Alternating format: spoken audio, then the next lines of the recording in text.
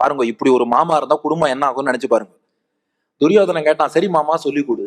அப்பதான் சகுனி சொல்றான், அதை பாரு, பாண்டவர்கள் ரொம்ப வலிமையா இருக்கா, ராஜசூய யாகம் எல்லாம் பண்ணியிருக்கா. அவன் அடிக்க ஒரே வழி, அவனை கூப்பிட்டு சூதாடு. சூதாடவான் தர்மபுத்திரனை கூப்பிடு. சகுனி சொல்றான், யாருக்கு எது தெரியாதோ அதுதான் அவளுக்கு ரொம்ப பிடிக்குமா. தர்மனுக்கு சூதாடவே தெரியாது, அதனால சூதாட்டம்னா ரொம்ப பிடிக்கும், கூப்பிட்டா வந்துருவான். யாருக்கு எது தெரியாதோ அதைத்தான் அவ விரும்புவா. அதனால தர்மபுத்திரனை சூதாட கூப்பிடு.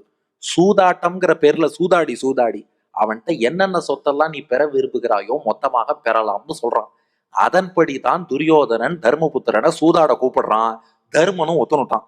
உடனே நாம லாஜிக்கலா என்ன சொல்லுவோம், இந்த இடத்துல நீங்கள்லாம் ஒரு கேள்வி கேட்கணுமே, தர்மன் ஏன் சூதாட ஒத்துண்டான்?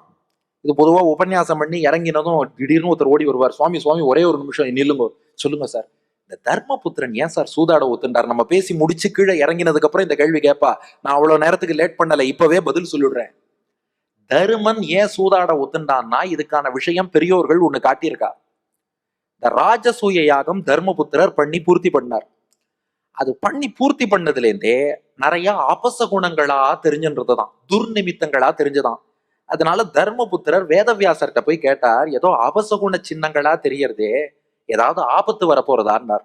அப்போ வியாசர் சொன்னாராம், கூடிய சீக்கிரம் ஒரு பெரிய சண்டை வரப்போறது, அந்த சண்டையில பல மன்னர்கள் சாக போறா. தர்மபுத்திரா, அந்த சண்டைக்கே நீதாண்டா காரணமா இருப்பேன்ட்டார். தருமன் பார்த்தார், நான் சாது, ஒரு பாவமும் அறியாதவன், பல பேர் சாக போற சண்டைக்கு நான் காரணமா இருக்க போறேனா? ஐயோ, அப்படி இருக்கக்கூடாதே. வியாசர் சொன்னார், நான் என்னப்பா பண்றது, அதுதான் விதி.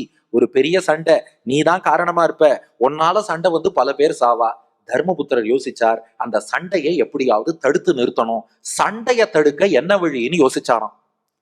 யாராவது ஏதாவது சொல்லி நான் மாட்டேன் நோன்னு சொன்னாதானே சண்டை வரும். யார் எது கேட்டாலும் நான் எஸ்ன்னு சொல்லிடுறேன், சரின்னு சொல்லிடுறேன், சண்டையே வராது. வீட்லயே நினைச்சு பாருங்களேன், மனைவி எது சொன்னாலும் எஸ்ன்னு சொல்லிட்டா சண்டை வராது. எங்கேயாவது நாம நோ சொன்னாதானே அவ சண்டை போடுறா.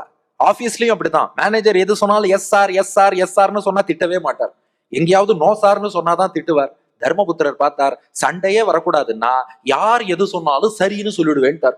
இப்ப துரியோதன சூதாடவான்னா சரின்னு போயிட்டார்.